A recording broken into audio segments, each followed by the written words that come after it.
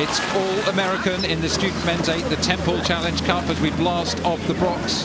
And on the left of our picture, it's Yale A, and on the right, Santa Clara, both from the United States of America. So we have Americans versus Americans, and again they're going to, on Tuesday it's all about getting out and getting a feel for coming down beside the island, getting a start sorted. There's a lot of anticipation. This is everybody's first race today, so there's those extra nerves and that sense that, it's a final, because if you don't get through today, that's it. So everybody wants to give it everything. You can already see Yale have got a slick start there, and they're moving ahead. Yeah, so this is the Yale lightweight crew, and they won the lightweight head of the Charles Regatta in 2021, so they've got some real experience and form together. But as lightweights, oftentimes in a headwind, a raging headwind, you might feel that you don't have quite so much advantage as the heavier and more powerful opponents here riding alongside Santa Clara University. But it looks like the lightweights have slipped away nicely off the start. They're looking really powerful, aren't they? So I think, we all learned that we've got to race in all conditions, whether we're lightweight or heavyweight, and we have to think about how we adjust to that. And of course, once you can see the other crew behind you, you've got an enormous advantage. You can relax in this poppy water, and if you have one stroke that upsets you, you're just not worried, because you can see that crew behind you, and that confidence grows, as you can see now, in this supreme Yale crew, who are really putting down a marker for the event. Yeah, so we've joined the race just over halfway through the Henley track now, and just looking at the backs of that Yale University crew: Skelly, Burtz, Patterson, Schwartz, von Warburg, Oberst, McDonald, Elfman, Almagy and Usman.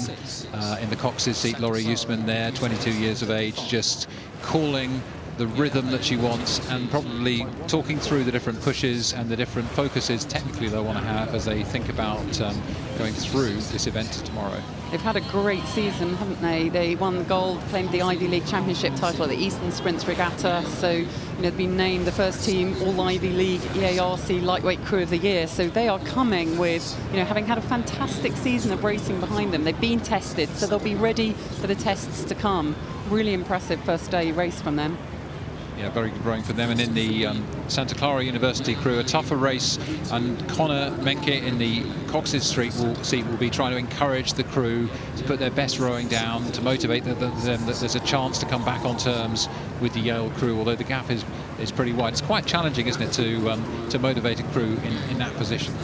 I mean, that is where the Cox is so crucial. We can see... Yeah, just calling that. You saw a boat go across there. They do cross on the way up to the start. I think that would be something the stewards won't be happy about. That was rather too close for comfort with the race coming down the track. It was. Again, they shouldn't have been let through quite that close. But again, we're all learning on the first day, aren't we? You can see here they're just rocking about a little bit more in that Santa Clara crew. And that comes when the tension comes in, when you're trying so hard that actually you almost kind of increase the tension, and that makes the boat rock a bit more and the balance goes off. So you can just see there the boat is rocking more for the Santa Clara crew, and that will make it harder to apply the power.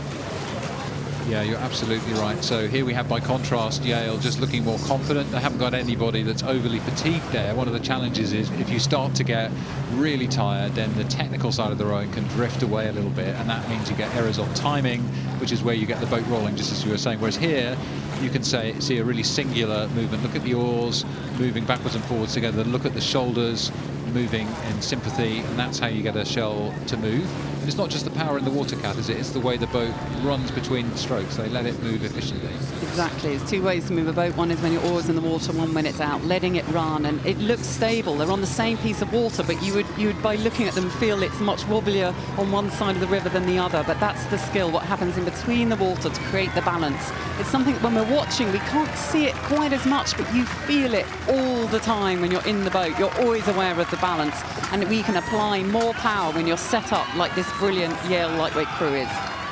Yeah, lightweight's often cited for technically brilliant rowing. It's one of the things they have to do because they've got a bit less power, and I've always enjoyed myself rowing with lightweight oarsmen because you learn so much technically, and I think this Yale crew's got real class. They've been together some time, and they'll be pleased with that as a first outing, to just open the lungs, open the legs, and get a feel for the Henley track and that unique water that we talked about.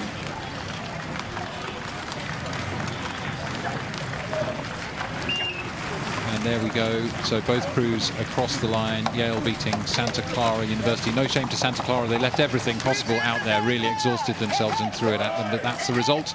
Yale go through to tomorrow in the Temple.